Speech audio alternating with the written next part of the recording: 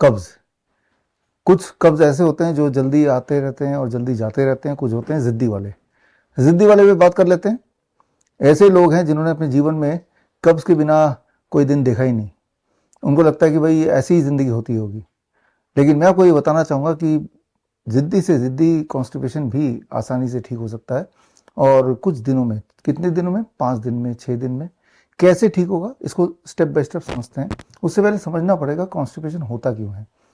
देखिए, एक बात समझना पड़ेगा, आपके कोलोन में एक तरह के बैक्टीरिया होते हैं जो सिर्फ फाइबर पे निर्भर होते हैं। फाइबर फाइबर यानी कि जब आप कोई भी चीज़ खाते हैं, जैसे फ्रूट्स एंड रॉ वेजिटेबल्स, तो आप फाइबर भी खाते हैं। ये जो फाइबर है, that is not your body food. वो आपकी बॉडी की रिक्वायरमेंट नहीं है, वो कोलोन में जो बैक्टीरिया उनकी रिक्वायरमेंट है। और वो बैक्टीरिया जितने ठीक से आप उसको पोषण करेंगे, फाइबर देंगे, उतना अच्छा वो कोलोन की सफाई रखेंगे। एंड अगर सफाई नहीं रख पाते तो that is called constipation. As simple as that. Constipation बहुत लंबे समय तक रहेगा तो कुछ लोगों को उससे कई सारी और दिक्कतें, जैसे पाइल्स है, फिशर्स हैं, और कोई अल्सर बनेगा, कोई ट्यूमर बनेगा, फाइनली कुछ कैंसर बनेगा, इंटरनल ब्लीडिंग होगी, या एनएस से ब्लीडिंग होगी। तो ये सारे एडवांस रूप होते जाते हैं।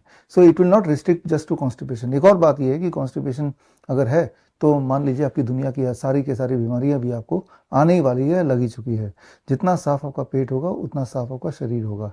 याद रखिए एक छोटी सी बात, आपके बॉडी के जो सारे ऑर्गन्स हैं, जितने भी ऑर्गन्स आप जानते हैं, चाहे वो ब्रेन हो, चाहे वो हार्ट हो, चाहे वो लंग हो, चाहे वो किडनी हो, उन ऑर्गन और एक्सटर्नल दुनिया के बीच में जो बैरियर है, that is your stomach.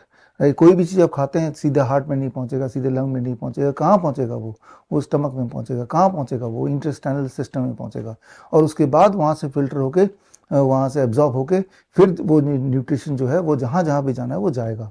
Right. तो the stomach is a barrier between the food and the rest of the organs. तो ये जो इंटेस्टाइनल सिस्टम है, इसको अच्छा होना ही पड़ेगा। अगर वो ठीक नहीं रहेगा तो समझ लीजिए कि आप ठीक नहीं हैं। बहुत सारी बीमारियां होंगी, न जाने कैसे कैसे। रह रह के बुखार भी रह सकता है, या फिर कमज़ोरी रह सकती है, थके थके रह सकते हैं, रात को नींद नहीं आ रही, सुबह नींद खुल नहीं रही है।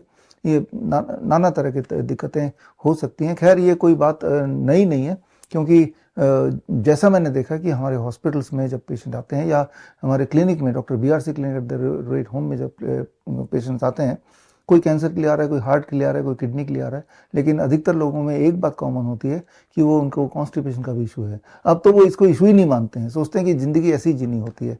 तो अगर आपने कॉन्स्टिपेशन को क्लियर कर लिया, ठीक कर लिया, तो इंटरेस्टिंग बात यह आगे जाके आपकी जो बाकी पेरिफेरल बीमारियां हैं वो भी ठीक होने लगेंगी।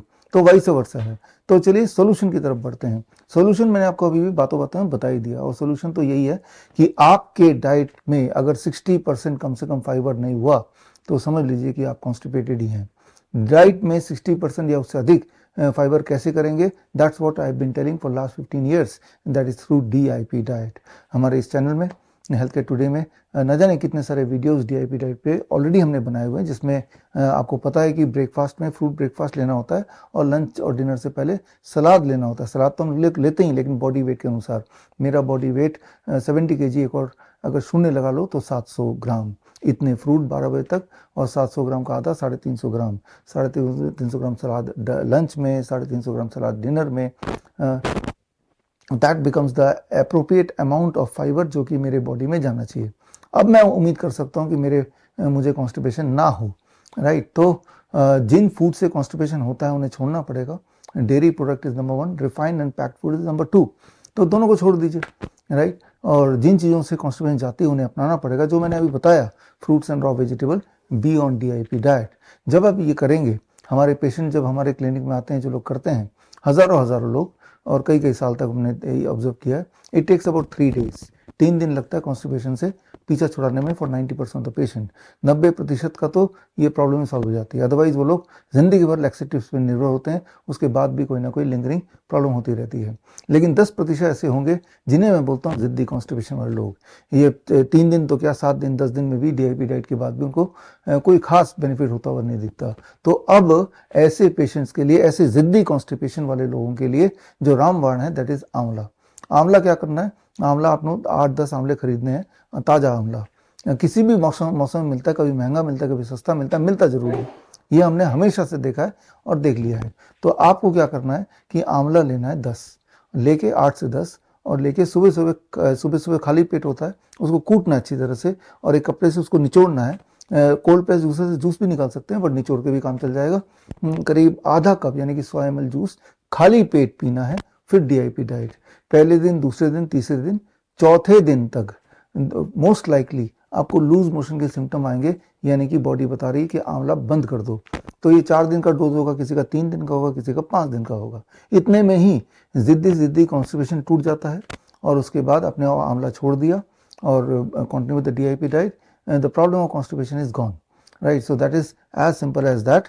और क्या नहीं करना है, कुछ लोग सोचेंगे शॉर्टकट ले लेते हैं, आंवले का जूस तो बाजार में वैसे ही मिलता है पैक्ड, वो लेंगे तो काम नहीं करेगा। एक्सपेरिमेंटली लेके देखिए, कुछ काम नहीं करेगा, क्योंकि जब आप आंवला खुद लेते हैं और उसको कूट के जब उसका जूस निकालते हैं, that is a live enzyme. उस आंवले में लाइव एंजाइम है। यही लाइव एंजाइम तो उन बैक्टीरिया को एक्टिवेट करेगी जो आपके कोलोन में सुस्त पड़ी हुई हैं और कॉन्स्टिपेशन से आप जूझ रहे हैं। तो इतनी छोटी सी बात है, भयंकर से भयंकर बीमारी के इनिशियल स्टेजेस में कॉन्स्टिपेशन से ही शुरू होता है, लेकिन ये कॉन्स्टिपेशन अपने आप में बड़ी तेजी से ठीक हो सकता है, ठीक होता है। बड़ी से बड़ी बीमारी का आसान से आसान इलाज घर बैठे ही हो सकता है। अधिक जानकारी के लिए कांटेक्ट करें nearest doctor BRC clinic @home। Lifestyle disease हो या इन्फेक्शियस इलनेस, कॉस्मेटिक्स हो या पेन मैनेजमेंट, घर पर ही बनाएं अपनी दवा। Ancient wisdom and modern evidence base का अनोखा मिश्रण। Join 1 month online training, be a certified Neem therapy